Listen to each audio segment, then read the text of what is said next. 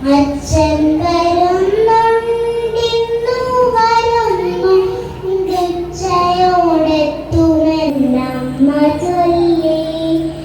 എപ്പോഴുമേറെ ചിരിച്ചമ്മ ചൊല്ലുന്ന കാര്യമെന്നമ്മേ കരഞ്ഞു ചൊല്ലി. വീട്ടുപറമ്പിലെ മാവിന്റെ കൊമ്പുകൾ വെട്ടി മുറിക്കുന്നതെന്തിനമ്മേ?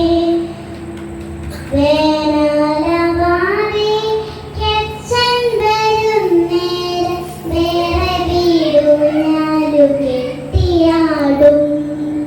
അച്ഛന്റെ ചിത്രം പത്രത്തിലെന്തിന് അച്ചടിച്ചിങ്ങനെ വന്നതമ്മേ?